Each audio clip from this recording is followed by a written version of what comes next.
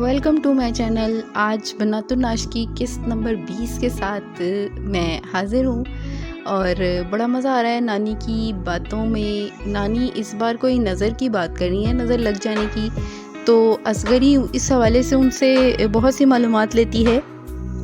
اصغری کہتی ہے کہ نانی آخرکار نظر کا کچھ دفعہ بھی تو ہے، یعنی کہ اس کو اتارنے کا کوئی طریقہ ہوگا۔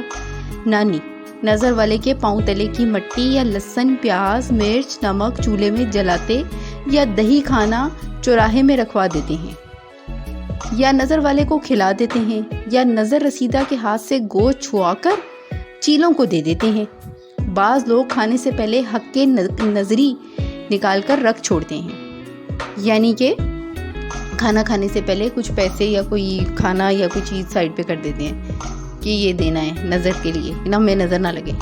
کچھ صدقہ بلا وغیرہ کے لیے۔ ثواب کا ثواب، علاج کا علاج۔ میں نہ ثواب نہ علاج، یعنی میں سے مراد اصغری نے کہا۔ ثواب تو جب ہو کہ صرف اللہ کے واسطے دیا جائے، ایسا دینا تو ایک طرح کی بھیٹ ہوئی، اور علاج سے تو کچھ علاقہ ہی نہیں، یعنی اس سے علاج کا تو کوئی لنک ہی نہیں۔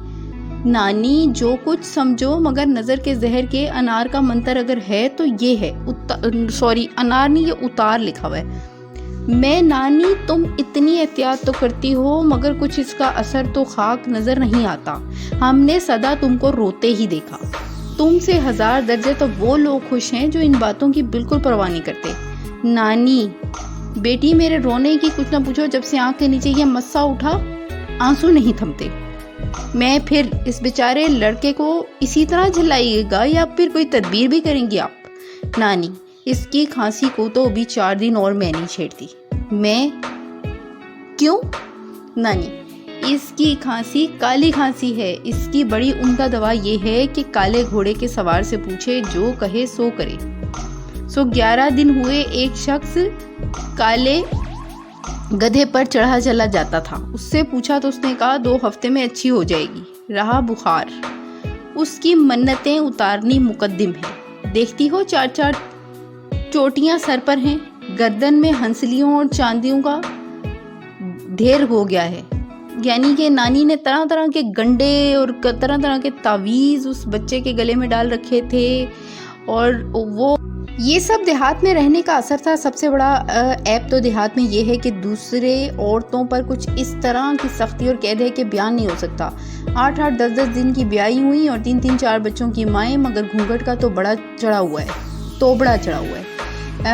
بات چیت سے معذور، گفت و شنید سے محروم، غرض کے شرعی پردے داری کے ساتھ جو آزادی عورتوں کو حاصل ہونی چاہیے، دیہات میں میسر نہیں۔ غلامی کی حالت میں بیچاریوں کی زندگی بسر ہوتی ہے۔ از بس کے حسن آرا کی منگنی جھرجھر میں ہوئی تھی، اس بات کو سن کر ایسی سناٹے میں ہوئی کہ پھر تو بولی ہی نہیں۔ جب شام ہونے آئی، استانی جی نے کہا، لڑکیوں تم کو خدا کی سنوار ہے۔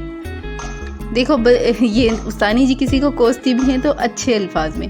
مسیح الملک کی کہانی کچھ ایسی گھڑی کا کیا ہے کہ پھر اس کا نام تک نہیں لیا۔ کوئی معمول ہوا 1 روز بھی ناغہ ہو جاتا ہے تو 40 دن کی برکت اٹھ جاتی ہے۔ تم کو کہانیوں میں کھیل سوچتا ہے اور میں سبق سے بڑھ کر اس کو ضروری سمجھتی ہوں۔ جاؤ کتاب نکال لاؤ۔ اور یہاں پہ آج کی کہانی ختم ہوئی۔ انشاءاللہ تعالی آگے حسن آرا اب کہانی پہلی بار پڑھے گی اور ہم اس کی کہانی سنیں گے۔ حسن آرا مسیح الملک کی کہانی پڑھ کر سنائے گی، تو ملاقات ہوگی انشاءاللہ قسط نمبر 21 کے ساتھ۔ تب تک کے لیے اجازت دیجیے، اللہ حافظ۔